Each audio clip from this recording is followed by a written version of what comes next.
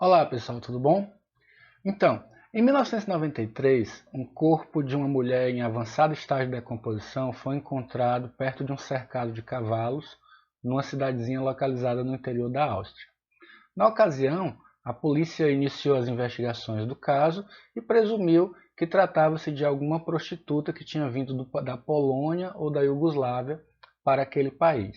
No entanto, as investigações não avançaram e esses restos mortais permaneceram várias décadas sem identificação.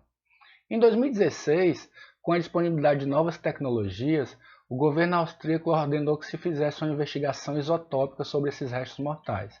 Então, amostras foram colhidas e a razão isotópica de vários elementos químicos desses restos mortais foram avaliadas. Os resultados mostraram uma grande compatibilidade com amostras de pessoas que vivem no norte do Caribe. A partir daí, a polícia centrou esforços através da Interpol em tentar localizar pessoas daquela região que tivessem desaparecido na Áustria mais ou menos na mesma época e encontraram os parentes de uma suposta mulher que havia desaparecido em uma época parecida. Ao testar o DNA desses parentes com os dos restos mortais, finalmente, 20 e tantos anos depois, conseguiram identificar o cadáver. Esse é apenas um entre vários exemplos onde a tecnologia dos isótopos estáveis pode ajudar o nosso desenvolvimento científico e tecnológico. Não por acaso, essa tecnologia, por exemplo, foi aplicada para tentar elucidar a origem das manchas de óleo no Nordeste e tantas outras questões de natureza ambiental. No vídeo de hoje, trataremos exatamente dos aspectos ligados aos isótopos estáveis no que tange à matéria orgânica no ambiente. Meu nome é Ítalo Braga, sou professor da Universidade Federal de São Paulo, vinculado ao Instituto do Mar, e esse é um canal de Química Ambiental. Seja bem-vindo!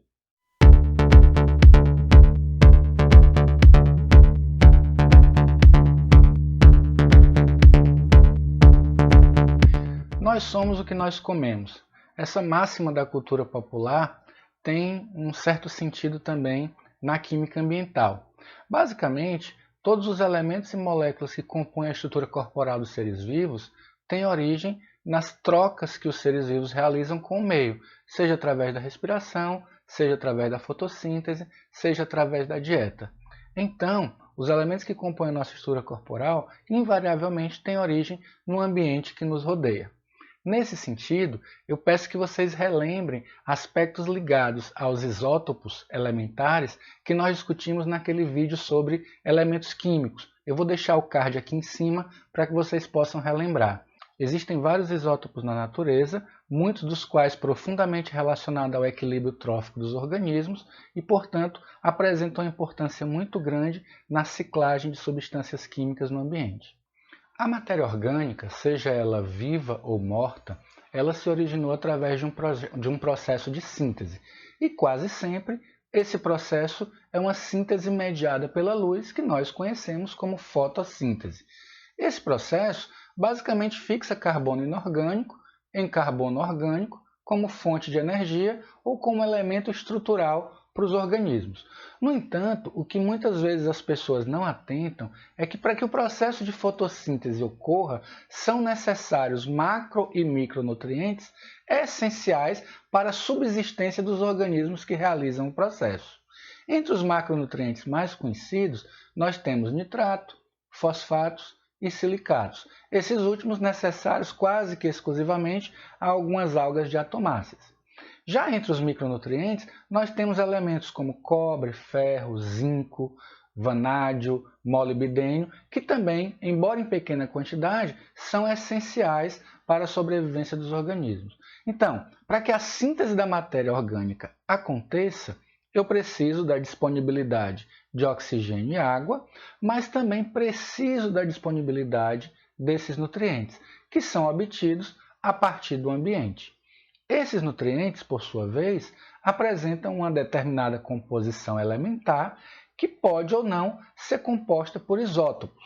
Antes de falar dos isótopos, é importante lembrar que após sua síntese, a matéria orgânica vai passar por processos de ciclagem no ambiente e principalmente nos corpos d'água, aonde a matéria orgânica de origem continental normalmente é aportada nos oceanos através do escoamento de rios ou outros tipos de escoamento superficial e subterrâneo. Essa matéria orgânica ela pode passar por processos de interconversão entre matéria orgânica particulada e dissolvida, sofrer processos de afundamento, remineralização. Lembrando que os organismos componentes do zooplâncton podem migrar, levando essa matéria orgânica de regiões mais profundas do oceano para regiões mais superficiais. Ocorrem também processos de ressurgência. Ou seja, o objetivo aqui é basicamente relembrar que a matéria orgânica ela transita entre diferentes compartimentos e diferentes organismos. Isso vai ter uma relevância fundamental quando nós falamos em razão isotópica. O carbono ele é o principal elemento na composição da matéria orgânica. São conhecidos 3 isótopos do carbono, sendo que 2 deles são estáveis, o carbono 12 e o carbono 13, e um deles é instável, o carbono 14.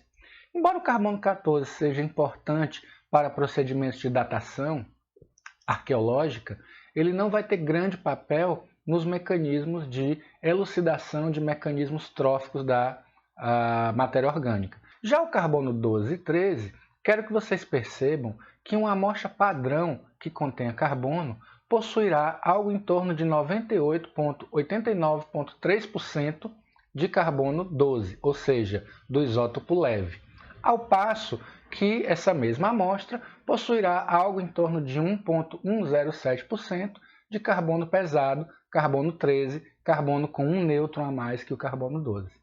A partir daí, nós podemos introduzir um conceito importante, que é o conceito de razão isotópica. A razão isotópica ela pode ser obtida experimentalmente utilizando equipamentos como espectrômetros de massa de razão isotópica ou analisadores elementares de razão isotópica. Esse equipamento ele é capaz de separar, através das diferentes massas, os diferentes isótopos em uma dada amostra. A partir daí, esses isótopos são contados e é possível revelar a concentração relativa de cada um. O resultado disso é que a razão isotópica pode ser facilmente calculada pela razão entre a concentração do isótopo menos abundante pela concentração do isótopo mais abundante. Então percebam que cada amostra ambiental, seja uma amostra de água, uma folha de uma planta ou um tecido animal, vão ter uma assinatura isotópica que é dada exatamente por essa razão. No entanto, será que essa assinatura isotópica é fixa? Será que uma determinada amostra que possui uma determinada assinatura isotópica, ela não pode sofrer alteração? Pode, e acontece. Nesse caso, nós temos os processos de enriquecimento e empobrecimento com o isótopo pesado. Sempre a razão isotópica vai fazer referência ao isótopo pesado, que também é aquele que é menos abundante na amostra. Então, nós podemos facilmente calcular fatores de enriquecimento que são dados pela notação sigma, que é expressa como partes por mil, utilizando a seguinte fórmula. Então, o fator de enriquecimento ou empobrecimento de uma dada amostra é dada pela razão isotópica da amostra, que você analisou lá no espectrômetro de massa, dividido pela razão isotópica do padrão. Lembrando que esse padrão, no caso do carbono, vai apresentar aquela proporção que eu já apresentei, 98,8% para 1,107%, tá? Menos 1 multiplicado por 1000. Professor, e por que é multiplicado por 1000? Veja bem, nós apresentamos os resultados sempre em parte por 1000, porque esses fatores de enriquecimento e empobrecimento geralmente são números muito pequenos, o que tornaria complicado trabalhar, por exemplo, com percentual. Então, partindo de um determinado padrão, os fatores de empobrecimento ou enriquecimento podem ser notados como nós apresentamos aqui no slide. Então, aqui eu dou um exemplo hipotético, onde nós temos aqui que a amostra verde e azul, ela está empobrecida em carbono 13, em algo em torno de menos 5 partes por mil, ou menos 10 partes por mil. Ao passo que a amostra laranja e a vermelha estão enriquecidas por esse isótopo mais pesado. Já já nós veremos como esses processos de empobrecimento e enriquecimento acontecem. Antes disso, eu queria chamar a atenção que não é só o carbono que possui isótopos na natureza. E não é só o carbono que possui isótopos estáveis. Existem isótopos estáveis conhecidos na natureza para o hidrogênio, para o nitrogênio, para o oxigênio e para o enxofre. No caso do hidrogênio e do nitrogênio, são conhecidos 2 isótopos de cada, de modo que a forma de calcular a razão isotópica desses elementos é muito clara. No entanto, no caso do oxigênio e do enxofre, que temos mais de 2 isótopos estáveis, óbvio que são eleitos 2 deles para que nos permita calcular a razão isotópica. Então vejam só, aqui nós temos as razões isotópicas tradicionalmente utilizadas para esse elemento. No caso do hidrogênio, usamos o deutério, que é o hidrogênio pesado, pelo hidrogênio leve. No caso do nitrogênio, nitrogênio 15 sobre 14. No caso do oxigênio, oxigênio 18 sobre o 16. E no caso do enxofre, o enxofre 34 sobre o 32. Notem que nós temos aqui, para cada um dos elementos, quais são os percentuais esperados em uma amostra padrão para cada um desses elementos. Lembrando que é com base nesse valor padrão, de uma amostra padrão, que são calculados os fatores de enriquecimento e empobrecimento. A esse enriquecimento ou empobrecimento, nós damos o nome de fracionamento isotópico. O fracionamento isotópico ele acontece exatamente porque a massa de um determinado elemento difere do outro.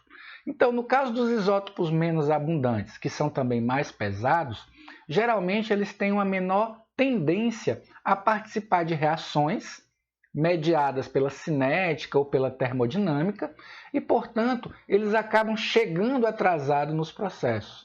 Como vocês podem ver aqui, para os isótopos de oxigênio, em amostras de água, nós temos que quase sempre as amostras ambientais de água elas se encontram empobrecidas nesse isótopo, na ordem de menos 30 partes por mil, menos 25, menos 15, visto que o oxigênio pesado vai formar uma molécula de água também mais pesada, que acaba, pelos processos de fracionamento isotópico, sendo discriminada e não participando de determinados processos. Isso também ocorre para os demais isótopos. E aqui para o carbono, a gente tem uma visão um pouquinho mais complexa, até porque ele participa de mais reações na natureza. Então percebam, o CO2 de origem vulcânica ele é naturalmente empobrecido em 5 partes por mil quando comparado ao padrão de carbono. Emissões antropogênicas, tanto de dióxido de carbono como de metano, também têm fatores de empobrecimento. Ao passo que, por exemplo, amostras de carbono inorgânico dissolvido podem ser enriquecidas.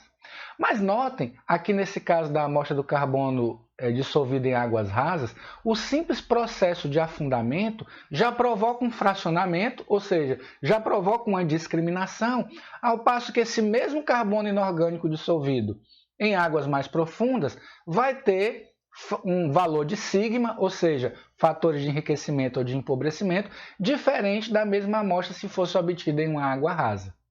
Notem que esse conjunto de relações e de variações proporcionam assinaturas isotópicas para determinados tipos de amostras. Com base nesse conhecimento, muitas aplicações dessa tecnologia são possíveis. E aqui eu cito algumas delas. Uma das mais conhecidas e que tem profunda relação com o que eu tenho explicado aqui no módulo de Química Ambiental é o rastreio da origem da matéria orgânica. Então, por exemplo, nós temos aqui o emissário de Santos, que lança uma carga orgânica, resultado do emissário submarino, do tratamento de água e esgoto de várias localidades da Baixada Santista, no meio da Baía de Santos. Obviamente, até por dados visuais, não há dúvida de que a matéria orgânica, a pluma de matéria orgânica na Baía de Santos, tem origem predominante no emissário. No entanto, se houvesse aí uma disputa jurídica, uma indecisão a respeito dessa origem, o fracionamento isotópico permitiria facilmente comparar as amostras de matéria orgânica na água com as amostras de matéria orgânica do próprio emissário. E as assinaturas seriam semelhantes, o que permitiria correlacionar. Essa tecnologia tem sido usada, por exemplo, para fazer reconstruções paleoclimáticas ou paleocenográficas, rastreio na adulteração de alimentos. Recentemente eu li uma matéria de um criador de tartarugas na Amazônia. Ele era um criador legalizado. Então ele tinha o criador de tartarugas e vendia como pet para as pessoas interessadas. Bom, o que aconteceu? Houve uma apreensão de um lote de tartarugas que se alegou se tratarem das tartarugas oriundas desse criador. Quem resolveu o problema? A análise isotópica de amostras retiradas dos animais, do criadouro e da amostra apreendida, mostrando que se tratava realmente de um farsante e o responsável pelo crime foi preso. Né? Elucidação de teias tróficas. Notem, nós somos o que nós comemos. Comecei falando disso. Né? Então, eu vou incorporar os isótopos e as assinaturas isotópicas daqueles materiais dos quais eu me alimento. Determinação de idade de amostras e elucidação de crimes, como eu falei no início desse vídeo. Então percebam que as aplicações dos isótopos estáveis são as mais variadas e não só nas ciências ambientais elas são usadas, tá? E aí, gente, para finalizar o vídeo de hoje, eu gostaria de deixar aqui uma perguntinha. Eu queria que vocês listassem para mim, pode colocar nos comentários, né? Ou pode me mandar por e-mail, se você for meu aluno, listasse para mim 5 aplicações ambientais do uso de isótopos estáveis, ok? Fica aguardando as respostas e a gente volta a conversar no próximo vídeo. Grande abraço!